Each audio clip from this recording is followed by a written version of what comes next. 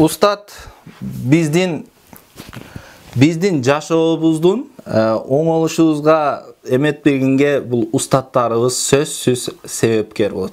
Ийгиликтүү адамдардын устаттары бар. Ийгиликсиздердин устаты жок. Себеби ийгиликсиз адамдар бүт баарын билет. Алар биз билебиз дешет. Эмнени айтсаң, я это знаю. Бизде өзгөчө, биздин коомубузда ушул айыбай бар экен да. Кээ бирөөлөр келет орусча үйрөнөйүн же башка тилди үйрөнөйүн деп келгенде бар го. Өзүң жөнүндө айтып берчи, кандай билесиң орус тилин десең, мен биринчи китепти билем, мен муну билем дейт. Амы дейсиң да, бул мага сабак берет экен. Точно мага сабак берет экен дейсиң. 1-2 сабак өткөндөн кийин эле болду, бүттү да уже. Айланбайт да дөңгөлөк. Ушундай да. Адам билбейм деп мындай билсең дагы билбейм деп мындай өзүңдү кандай орусча айтканда скромный алсаң жакшы да, жана кичпейил алсаң жакшы да баары бирчи. Кээ бирөө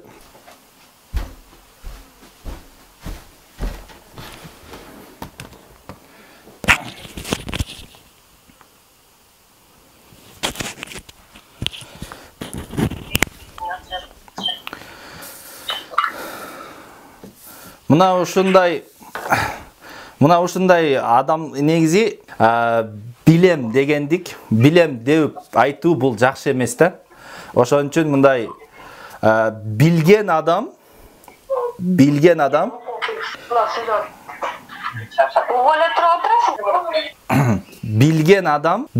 мындай мактанбастан туруп эле аткарса жакшы да. Эметти мындай билем деп айтпастан туруп эле бир нерсени, мен ушул нерсени жакшы көрөм да, билем, кылам деп айтпастан туруп эле кылып койсоң, билем деп айтпастан туруп эле далилдеп койсоң, аябай сонун нерсе да ушул метод. Демек, устат биринчи талабы, устатка талап коебуз, критерийлерди коебуз. Биринчи талабы билимдүү болсун. Билимдүү эң зарыл болгон устатты тандаганда билимдүүлүгүнө карашыбыз керек. Билимдүү дегенде эки нерсеге көңүл бурабыз. Билимдүү дегенде эки нерсеге. Агайыбыздын, устатыбыздын, насыйкатчыбыздын, наставнигибиздин эки нерсесине көңүл бурабыз. Биринчиси пайдалуу илим болуш керек. Пайдалуу илими болуш керек. Пайдалуу дегенде мындай да, азыркы заманда актуалдуу, мисал үчүн мурдакы замандагы бир илимди үйрөтпөсүн да бизге өтүк тиккенди, мисал үчүн, өтүк жамаганды, булар мурдакы заманда калып кетти. Мисал үчүн современный жактан да болуш керек да билимичи, азыркы замандын талабына жооп бериш керек. Анан бир нерсе, билим деген бул маалыматтардын жыйындысы эмес. Билим бул маалыматтардын жыйындысы эмес. Тотра буяктан уккан, тияктан уккан бул билим эмес. Билим деген бул мындай реалдуу далилдердин, изилдөөлөрдүн, китептердин натыйжасында болот да. Ушундай устат болуш керек. Биринчиси, мындай пайгамбарда дегенде билим эки түрдүү болот. Тилдеги билим, анан жүрөктөгү билим. Тилдеги билим десе, бул кайсыл билим? Тилдеги билим бул практикалык эмес билим да. Эртеден кечке сүйлөйбүз, аны айтабыз, муну айтабыз, бирок жашообуз мурдагыдай эле. Жүрөктөгү билим кандай десе, бул практикалык билим. Биз жүрөгүбүз аркылуу ошол нерселерди өткөрөбүз. Өзүбүз жашап, жүрөгүбүз аркылуу анализдеп өткөрө турган болсок, бул мына практикалык билим ушул болот экен. Практикалык билим мына ушул болот. Анан дагы мындай деген пайгамбарыбыз: "Ла якуну алимун алиман хатта якуна амилан." Окумуштуу практик болмоюнча окумуштуу болбойт деген да. Окумуштуу практик болмоюнча, алым амал кылуучу болмоюнча алым болбойт. Билген нерсеңди аткармайынча сен окумуштуу эмессиң. Билген нерсеңди билмей аткармайынча сен билимдүү эмессиң. Мага бүгүнкү күндө мындай суроо берсеңиздер, сен үчүн эмне кыйын десеңиздер, сен үчүн эмне татаал desеңиздер, мен өзüme дагы ушуну суроону бердим да, мага эмне татаал десем, сүйлөгөн сөзүмө дал келүү мен үчүн өтө кыйын. Сүйлөгөн сөзүмө дал келүү, сүйлөгөн сөзүмдөй болуу мен үчүн өтө татаал да. Муну жашоо өтө кыйын. Сүйлөп кое беребиз бардыгыбыз, жеңил эле. Бирок ошондой болуп, мындай адамдар мени ойлогондой адам болуу жашоодо, мен камера артында, кадр артында дагы ошол бойдон калуу, мисалы үчүн мен үчүн өтө кыйын да. Бул деген мен жаманмын деген эмес, бирок аракет кылуу, ошону ар дайым үстүндө болуу чындап эле кыйын экен да. Айткан сөзүңдө туруу кыйын. Мисалы үчүн дагы бир нерсени калыптандырышыбыз керек. Ушул нерсени эгерде билимдүү болсоңуздар, бир нерсени айткыңыздар. Жазып алыңыздар. Акча билимди таппайт. Акча билимди таппайт. Билим акчаны табат. Акча билимди таппайт. Акча билимди таппайт. Билим акчаны табат. Кандай десе, көп агайларга, көп мисалы үчүн студенттерге, бүтүп аткандарга суроо берем да. Агай, жок дегенде бир китеп жазып койбойсузбу? Өзүңүздүн предметиңиз боюнча жок дегенде бир китеп жазып койбойсузбу десем, мамлекет акча бербейт. Сизде билимиңиз барбы? Ооба, билимиңиз бар. Билимиңиз бар болсо, анда сиз эметишиңиз керек. Сиздин ошо билимиңиз сизге акча табып бериш керек. Деп эметсең, мамлекет күнөөлүү, анан тегил күнөөлүү, бул күнөөлүү, ушул нерсени ташташыбыз керек да. Демек, ушул нерсени калыптандыралы, билимдүү болсок, демек, акча билимди таппайт, билим акчаны табат.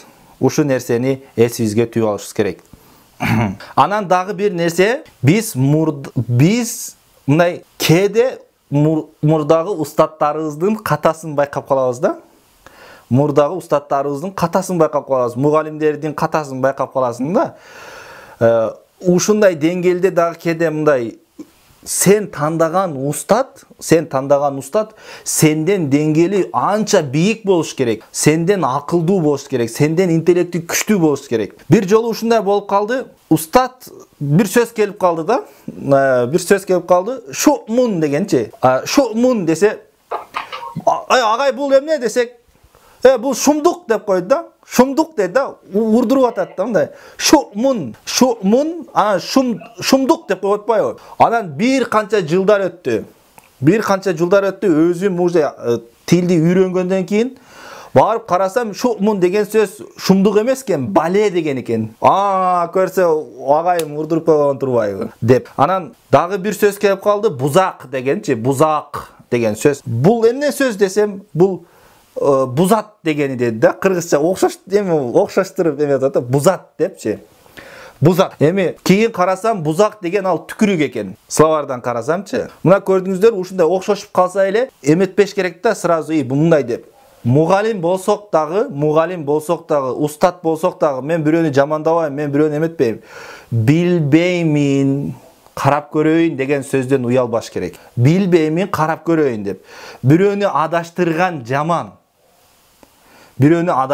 жаман билимден. Мен ар дайым ушундай. Мен өзүм дагы устатым бар. Аладин, мун билбей атам, чота карап көрүш керек дейт. Анан кийин жообун берет да. Мен деле бүгүнкү күндө ушуну айтам. Агай, могу кандай болот? Азыр билбей атам. Бирок билип туруп анан жооп берем дегенден уялбашыбыз керек. Келгенде эле окшоштуруп туруп деп урдурбайып, ышкыртпашыбыз керек да. Умар радиаллаху анху мындай деп айтыптыр. Мен бул үммөт үчүн, мусулмандар үчүн дейт, бир нерседен өтө кооптоном дейт. Өтө корком десе, эмне ол десе, эки жүздүү окумуштуу, эки жүздүү мугалим, эки жүздүү алым деген экен. Эки жүздүү окумуштуудан корком, эки жүздүү алымдан корком деген экен да. Эмнеге десе, эки жүздүү кантип болот десе, тили менен сүйлөйт, бирок жүрөгүндө эчтеке жок. Эгерде мисал үчүн бир нерселерди айтып атканда, адамгерчилик жөнүндө сөз кылып атканда, жүрөгүң зырылдабаса, жүрөгүң титиребесе, калп эле оозуңдан эле сүйлөп койгон болсоң, бул өтө кооптуу абал да. Кээде жүрөктөн сүйлөш керек, жүрөгүң зырылдаш керек, чындап адамгерчилик жөнүндө сүйлөп атсаң, ошол нерсеге күйүш керек да. Адамдар билими боюнча 4кө бөлүнөт. Биринчи түр деп жазыңыздар. Биринчи түр адамдар өзү билимдүү экенин билет. bilimdүү экенин өзү билет. Bilimdүү экенин өзү билет. Bilimdүү экенин өзү билет. Астына эметип койсоңуздар болот. Муну ээрчүүгө болот. Муну ээрчүүгө болот. Ушундай адамды өзү билимдүү экенин билет да. Чындап билимдүү, анан ошо өзүнүн билимдүү экенин билет. Буну ээрчүүгө болот. Эми экинчи түр адам билимдүү, бирок билимдүү экенин өзү билбейт. Таланты бар, бирок кой, сен сабак бер, бирөөлөргө бирдеке айтып бер десең, жок, мен корком, мен анан айта албайм, мен андай эмесмин деп өзүнө ишенбегендер, өзүнүн билимдүү экенин билбейт да. Бул уктоочу, астына жыйынтык, бул уктоочу, бул уйкучу, уйкуда. Мындай адам өзүнүн билимдүү экенин билбеген адам бул уйкуда. Аны ойготкула деп коюңуздар. Аны ойготкула. Шапалак менен бир чабып ойготуш керек да, же болбосо турмуштун шапалагы тийиш керек ага. Демек уйкуда адам. Билимдүү, өзүнүн билимдүү экенин билбейт. Үчүнчү түр болсо билимсиз экенин өзү билет. Бул багыт суроочу. Билимсиз, багыт суроочу. Ага туура жолду көрсөткүлө, аны окуткула. Эми 4-чү түр, бул билимсиз экенин билет, өзүнүн билимсиз экенин билет. Чындап билимсиз, затында, табияты, бүт баары башы билимсиз. Билимсиз экенин өзү билет, муну окутуш керек. Багыт бериш керек буга. Эми 4-чү түр болсо, 4-чү түр адам өзү билимсиз экенин тана албайт. 4-чү түрү өзү билимсиз экенин өзү билбейт. Эмете берет да. Бир нерсени айтып кеде, спорлошуп мындай адамдарга, ушундай типтеги адамдарга талашып жатып ынандыра албайсың да. Му доскага тартып атып, мындай болот, далилдерди алып келип, окумуштуулардын изилдөөсүн алып келип, дагы мондай болгон, Куранда мындай деген, хадисте мындай деген, анан бул Эйнштейн мындай деген, Платон мындай деген десең дагы болбойт да. Эми мындан эмне кылабыз мындай адамдан десе, анын айткандарын четке каккыла. Тыянак. Анын айткандарын четке каккыла дейт. Эми мына ушул 4 категория адамдардын, 4 түрдүү адамдардын ичинен биз бирөөсүн ээрчишибиз керек. Кимди ээрчибиз? Ким айтат? Ушулардын ичинен бирөөсүн биз устат кармашыбыз керек. Өзү билимдүү, өзүнүн билимин билген адамды биз ээрчишибиз керек. Ооба, азаматсыздар. Мына демек биринчи түрдөгү мына үчөө теңи, мына биринчини ээрчиш керек. Муну ээрчиш керек болот. Бардыгыбыз ушуну. Демек ушундай билимдүү устат тандашыбыз керек. Эми бир алым өтө бир сонун сөз айтыптыр да. Мен муну укканда башкача болуп кеттим. Мындай дейт: эгерде алым, эгерде билимдүү, окумуштуу, билген билимин иш жүзүндө өзү практика кылбаса, аткарбаса, адамгерчиликтүү бол, чекпе, ичпе, жакшына жүр деп, бирок өзү ошону аткарбай турган болсо, жана таш бар го, мындай жылмакай таш бар да, жылмакай таш бар. Сууну куйсаң түшүп кетет го. Ошонун үстүндө бир аз топурак бар. Элестетип атасыздарбы? Жылмакай таштын үстүндө бир аз топурак бар. Ошол топурактын үстүнө эмне болот? Жамгыр жайт. Жамгыр жааганда, көп жамгыр жааганда эмне болот? Түшүп кетет. Туурабы? Жылмышып түшүп кетет.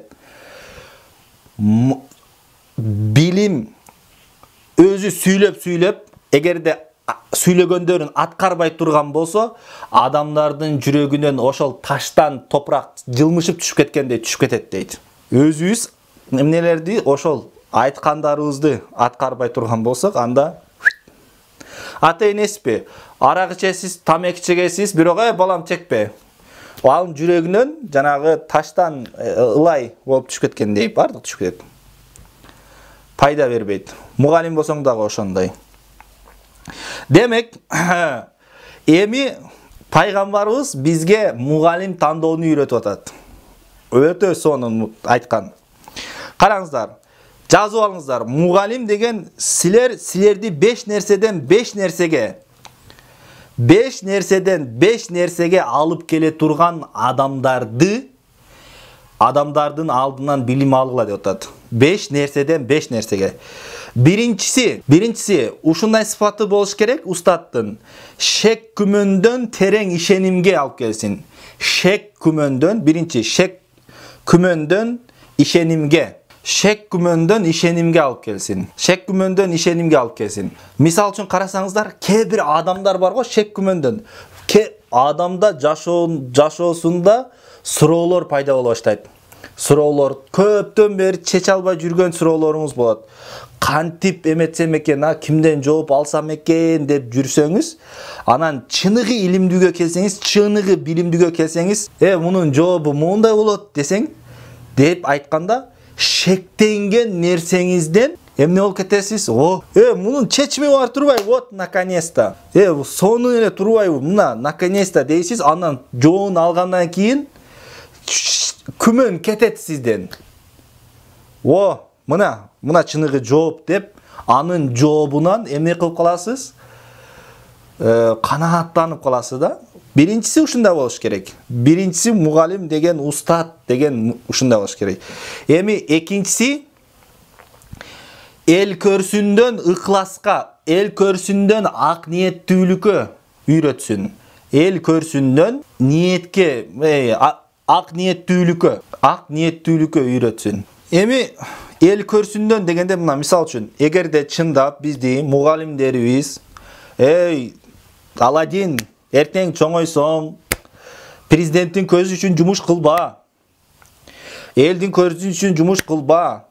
Кудайдан коркуп, өзүң милдетиңди жакшы аткар. Эртең транспорт министри болуп кала турган болсоң, жолду эптеп жасап койбо. Эртең сабак бере турган болсоң, от души сабак бер, жакшына сабак бер. Эл көрсүн үчүн сабак кылба. Же болбосо эл көрсүн үчүн бир нерсе, мамлекет үчүн бир иш жасаба десе, анда муна чыныгы устат. Эми андан кийин үчүнчүсү болсо дүйнөнү сүйүүдөн эл пайдасы үчүн аткарууга үйрөтсүн да. Мына дүйнөнү сүйүүдөн дүйнөнү таштоого үйрөтсүн. Дүйнөнү таштоо дегенде, мунун мааниси кандай десем, дүйнөнү сүйүүдөн жанагы өзүнө дүйнө чогултуп алуудан эмне кылсын? Дүйнөсү болсун, бирок дүйнөнү жүрөгүнө киргизип албоону үйрөтүш керек устат деген. Жүрөккө эмнени? Жанагы айткандай да, эң биринчи бир нерсе аркылуу мамиле кылба бирөөгө. Эме адамды кандай болсо ошондой жакшы көр. Андан кийин текебердиктен жөнөкөйлүккө үйрөтсүн дейт. Текебердиктен жөнөкөйлүккө